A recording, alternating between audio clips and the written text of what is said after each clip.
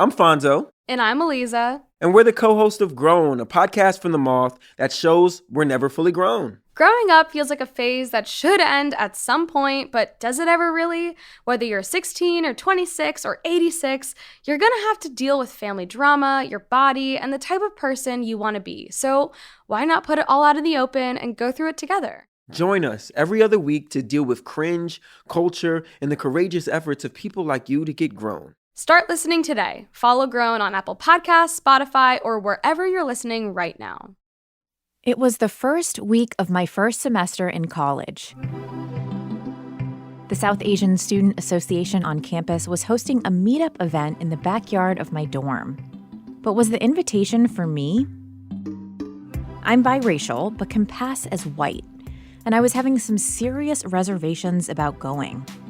My upbringing was extremely Indian. My dad led the Hindu Sunday school in my hometown. We only ate Indian food. Indian culture is my culture, but I knew folks wouldn't guess that just by looking at me. My decision felt like an isolating one at the time, but so many of us have to contend with the complicated ways our race, ethnicity, and culture contribute to a layered identity. Similarly, the feeling of fitting in everywhere and nowhere at the same time is familiar to a lot of transracial adoptees. Learning more about the experiences of these adoptees has helped me on my own journey to better understand what it feels like to belong in different kinds of spaces. This is Embodied. I'm Anita Rao.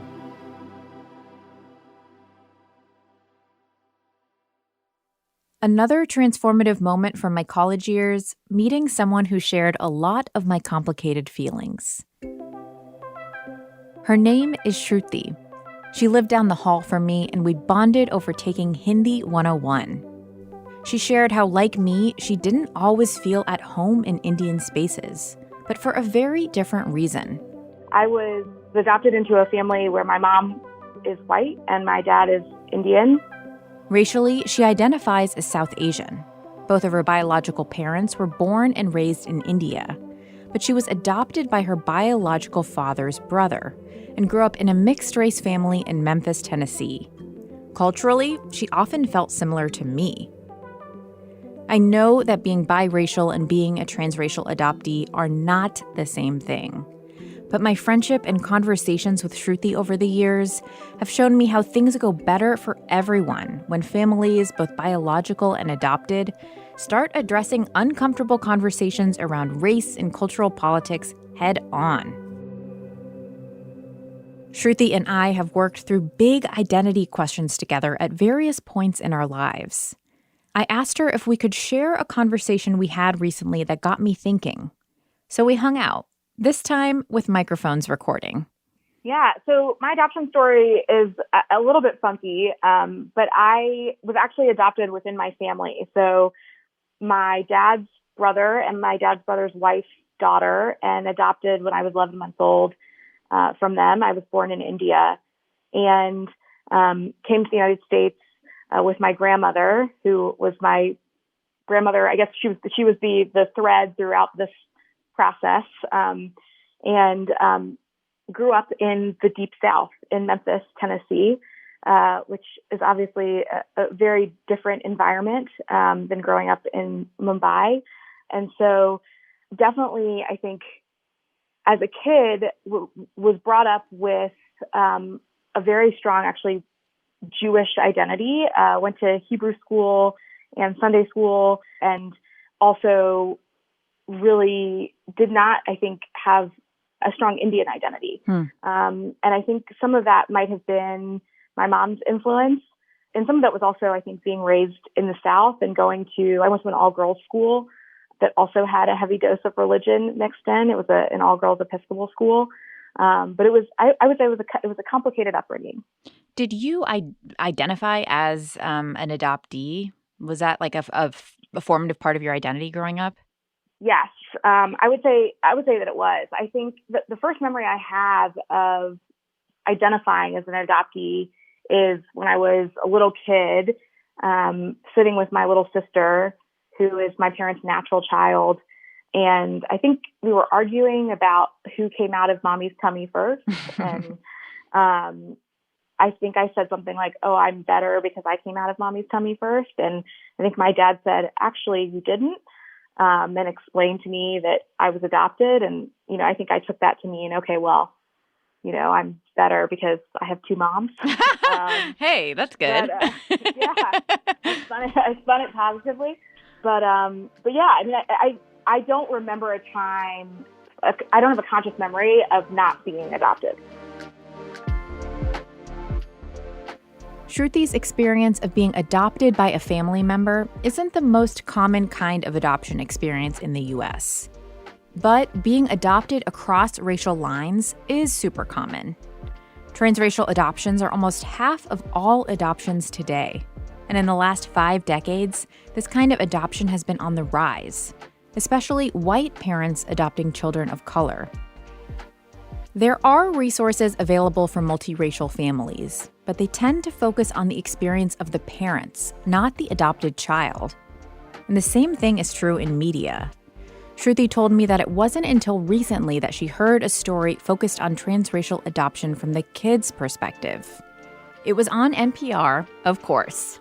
We decided it was time for more of that. So we invited some other adoptees into the conversation. So I grew up in southeastern Pennsylvania in a small, predominantly white town outside Philadelphia. My mom is white, and my dad was also a Korean adoptee. So he was a mixed-race Korean person adopted when he was 7 after the Korean War by his adoptive grandparents, who were also white. Andrew Lee is a Korean adoptee who's been thinking and writing a lot about his experience. He hopes that will contribute to the support system for other transracial adoptees. My dad was adopted when he was 7 years old. So I think he had the mentality that a number of first-generation immigrant parents have, that they remember the situation where they came from and are really grateful to be in the United States and are perhaps willing to look at some of the challenges that come as being worth the price of admission. My experience was a little different because as soon as I was a person, I was already a transracially adopted person in the United States. The town where I grew up in didn't have a lot of Asian people. So I think there's always, of course, stereotypes about what Asian people are like, us being exclusively from China or Japan.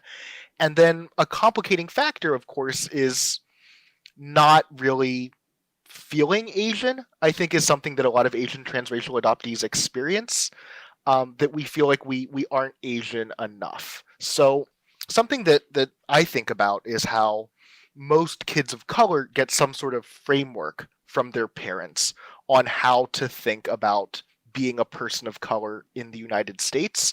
Those aren't always the best frameworks for folks. It can be just be grateful to be here and keep your head down and don't complain. But there is a narrative that people get regardless from their parents, who are often racialized in the same way, about how to sort of make sense of navigating a mostly white society. And I think something that's really interesting is that a lot of transracial adoptees don't get that. Yeah. Even learning from my dad, when he was growing up, he was raised in a culturally white environment. So even though both of us are adoptees of color, the ideas that have been sort of passed down in our family are cultural narratives that don't actually fit people who look like us and move through the world in the way that we do. That's interesting. So while you might kind of go physically into spaces where there are kind of celebrations of Korean culture, like at your church or around Korean food, you might not have the internal kind of experiences that make you feel connected to that, even though, from an outsider, it may look like, oh, you're Korean and you're in this space where people are celebrating Korean culture. Exactly. My mom is Pennsylvania Dutch. I really like German food. I ate a lot of sauerkraut as a kid. And looking at me, you wouldn't think any of those things. So getting connected to Asian culture, getting comfortable in like Asian American spaces is something that I've consciously worked on, especially as an adult. Because for a long period in my life, I felt very apprehensive about going in those spaces because I felt like I wasn't Asian enough to participate. I love how Andrew talks about embracing the complexity of it all, from what it means to be Asian enough to finding joy in his love affair with sauerkraut. If it's not evident already, Andrew is a deep critical thinker and has no shortage of insight in how his personal story fits into the bigger geopolitical history of Korean adoptees in the U.S. My dad was adopted into a white family after the Korean War, where the U.S. was one of the major combatants despite being on the other side of the world. And in the wake of the war, there were so many mixed-race orphans, like my dad, who were the product of survival sex or sexual assault between Korean women and US or UN soldiers. Now, the Korean War was a devastating war. There were huge civilian casualties, there were atrocities. Much of the peninsula was entirely deforested by the use of napalm by American forces. So in the aftermath of the war, there was a huge domestic PR campaign in the United States telling American families that adopting these war orphans was their patriotic duty. And this was really a way for the U.S. to claim the moral high ground after what was a really catastrophic conflict for all sides involved, but most especially people on the Korean Peninsula, including the mothers of these orphans like my father. So that was my dad's generation. That was how Korean adoption started. It was almost exclusively mixed-race war orphans. I'm fully ethnically Korean. I was adopted in the early 1990s. And what we've seen is that adoption from Korea didn't stop with my father's generation. It, in fact, accelerated. How we got to where we are today in Asian international adoption is a case study in how U.S. intervention abroad creates seismic shifts that show up in everything, from immigration patterns and economic relationships to the makeup of our families and communities. Geopolitics shapes transracial adoption. But Andrew says how we see these adoptions here in the U.S. lacks a whole lot of nuance. I think there's an implicit narrative for a lot of transracial adoptions that our birth countries and our birth families were too irresponsible or too poor to take care of us. So the United States and our adoptive families are put in the position of being benevolent, charitable humanitarians. I think critiquing this doesn't mean to say that I wish that I weren't adopted, that I would rather be in an orphanage in South Korea right now. It doesn't mean any of those things. But what that narrative does is it puts transracial adoptees and internationally adopted people in the position of being eternally indebted. Eternally indebted to the country we're told is our home, eternally indebted perhaps to the families that we're a part of. Adoption across international lines, like what Shruti and Andrew's dad experienced, became more common in the late 20th century for all the reasons we talked about. But also because domestic transracial adoption had gotten controversial, and for good reason. Domestic adoption policy in the U.S., like almost everything else, has been shaped by systemic racism. The 1958 Indian Adoption Project historically broke up Indigenous families and placed close to 400 Native children with white families.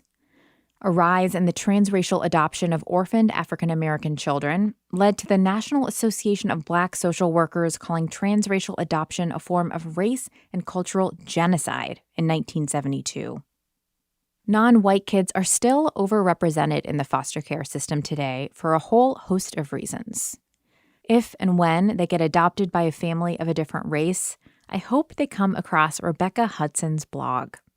For me, it's very frustrating to see the focus in adoption just overall is always towards the adoptive parent and the adoptee and even the birth family kind of get left in the dust. But for me, it's really important for the adoptees to kind of be put at the forefront because, number one, we are the only person in the entire situation that have absolutely no choice. We have no rights. We have no choice. We don't get, nobody's coming to us and asking us, hey, are you okay with being taken from this family and placed in this family with these random people? We don't get that decision, right? Rebecca is a writer, activist, and consultant who was adopted at birth from Texas and raised in Washington state, about an hour outside of Seattle. She grew up in a small, mostly white community. Her blog, Only Black Girl, is full of hot takes about the adoption industry and her own adoption story. And when I was growing up, I was quite literally the only Black person in the community. So, and in my family, we have two other people in my immediate family that are adopted. And then in my larger extended family, there's about 14 of us. So adoption was really normal in my family. So questions about adoption were addressed well. Like, I remember having a conversation because it didn't take me very long to realize I was the only Black person in the family.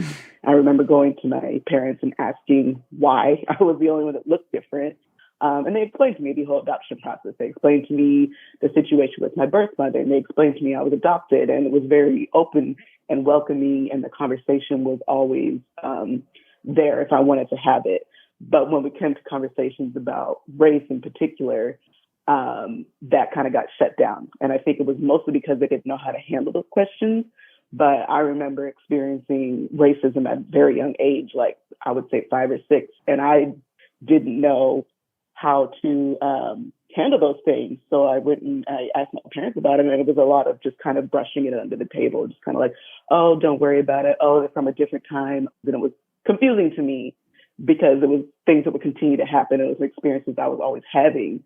But every time I would talk to my family about it, it would kind of be dismissed. So it was like, am I going crazy? What's like invalidating of your experience? So I didn't really know how to handle what was going on. Well, it's interesting, too, because you talk a lot. Your blog and your YouTube channel are named after what you just said, Only Black Girl, the experience of being the only Black woman in a lot of spaces. And so, I mean, did you feel like even though you didn't have a lot of other folks or you really had no one around you that was representing Black culture or Black experiences, how did you kind of begin to get in touch with your Blackness? Did you identify as Black as a young kid, or did that happen for you later? It didn't happen till later. Like, it wasn't even a thing that was on my mind. Like, it didn't even cross my mind that race was something I needed to identify with. I just always knew that I was the one that was being treated differently when I walked outside my family, like when we went to church or school events or, anything like that. I was different, and everybody could see I was different. So it really wasn't until college, honestly, that I started to be around other people of color and obviously had my experiences validated. Like, the first time I ever had my experiences as a Black person validated is when I went to community college, and they on campus had like a diversity center. And that was the first time that I felt like people are like allowing me to tell my story and listen to me and not invalidate. And I was like, oh, I'm not going crazy. Like, I'm not the only person that deals with these kind of experiences.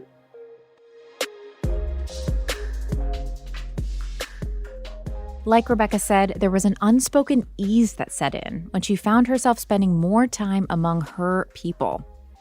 Being in community with those who share your racial or cultural identity can be comfortable and healing in ways that's hard to explain. For a lot of us, family is that community when we're kids. Our parents, grandparents, aunts, uncles, and cousins are our first teachers, showing us the ropes and helping us navigate new situations. But when your parents can't do that, where do you turn? It's hard. After Shruti sat down to talk with me about her experience, we were curious to hear more about how her parents were thinking about all of this. She sat down recently with her father, Uttam, and her mother, Joyce. You guys are arguably experts in raising an adopted kid.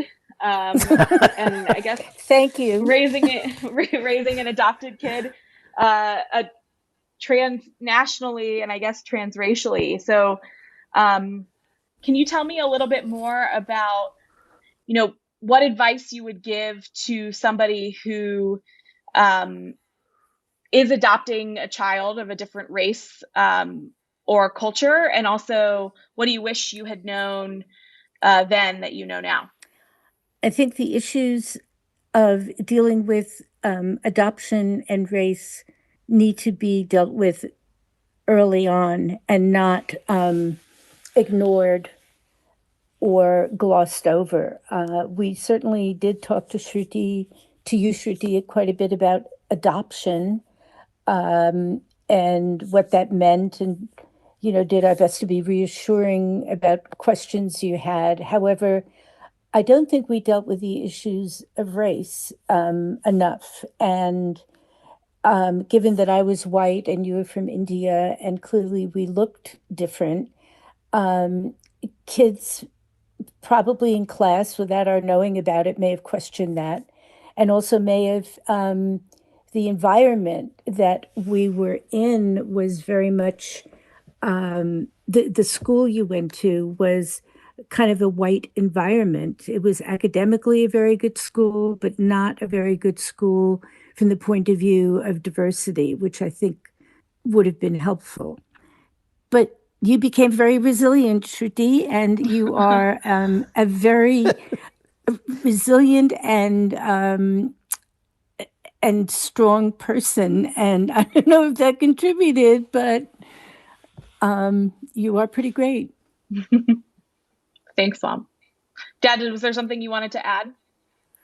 Yeah, no, the only thing is in our case, and this may not apply to other situations, but my parents being here, spending a lot of time and all that, if we had exposed to you more of the Indian culture and maybe languages, Gujarati or Hindi, a little bit more, and taught you more about it, you would have had exposure to both, and then you would have had the chance to choose. I would think that exposing those children to their birth culture, birth religion, whatever, and even visiting those countries, not just when they are 2 years old, but when they start questioning, why was I adopted or something, that's when they should just tell them the whole story and let them see if they want what they want to do with it. Yeah. So it's anyway, complex. It's a complex thing. Yes. Yes. It's a great responsibility, and it is complex, but we're so thrilled to have had this experience with you. Thanks, parents. Thanks, daughter. Okay.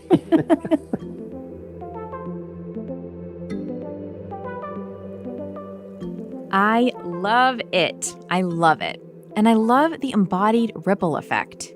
That's not a term I've ever used before now, but it feels right. The idea that asking people to sit down with me and talk through questions about their identities, bodies, and health can open up more space for more conversation and deeper connections with themselves and their own parents. And it's not just Shruti's parents who are putting in the work. Rebecca said that she's noticed more and more public conversation about race in the transracial adoption space. From what I've seen, it seems like it's starting to get a little bit better. So we're able to have these conversations with people like myself who are talking openly about their experiences. And I think there's starting to become a little bit more of an understanding that it's not enough to just adopt, right? And we call that white saviorism, this idea that I'm going to go take this brown child and we're going to save it, and I'm going to be the ultimate white ally because I adopted this brown kid and my job is done, right? Wipe my hands of racism. I did what I needed to do. And that's just not the case at all. At all. You can still be extremely racist and adopt children of color. Slave owners had children with their slaves. That doesn't mean anything. So I would say that I think the conversation is shifting, but we're not there yet. Even close to it. And for me, the biggest thing is not even necessarily individual parents. The biggest issue to me is the industry, because there is not really any standard curriculum or support or anything for transracial adoption. Like when I asked my mom if they even like gave her any resources or anything, she said all they gave her was like this piece of paper that said basically like, will you love your child regardless of color, gender, anything like that? And you just had to say yes. That was it. And then it was like, okay, here's this Black child for you and have fun. And that's just not enough resources. And for me, the biggest thing I think is a lot of white people, because they have white privilege, right? So they don't have to think about race. And so when they're confronted with these questions from us about race, they don't know how to understand. It's not something that they've ever had to confront, so they don't know how to deal with it either. So I think we need to go all the way back to the industry providing those resources and teaching classes and making sure that parents have the support and the resources that they need to answer those questions, because they don't know how to do it either.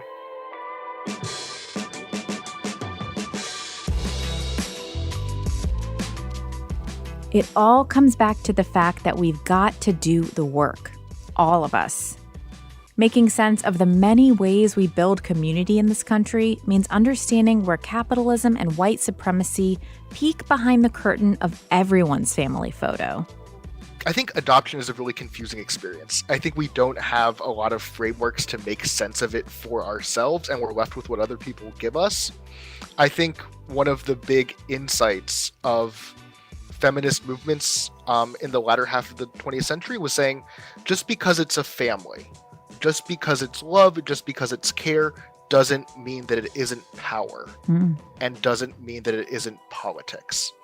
And I think that's the way I look at adoption. Like, me being in the United States is a political thing. My dad being in the United States is a political thing. Every adoption of a child of color by a white family is happening in the context of white supremacy and American capitalism. And I think, in a weird way, having that perspective, I think allows me to have a more nuanced understanding of my own experience.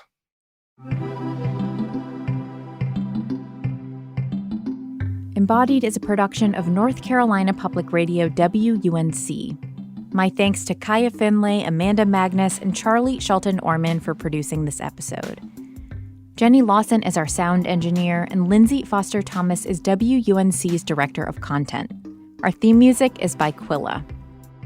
Thanks also to Weaver Street Market, a worker and consumer-owned cooperative selling organic and local food at 4 Triangle locations in North Carolina. Now featuring online shopping with next-day pickup. weaverstreetmarket.coop. I'm Anita Rao on an exploration of our brains, our bodies, and taking on the taboo with you.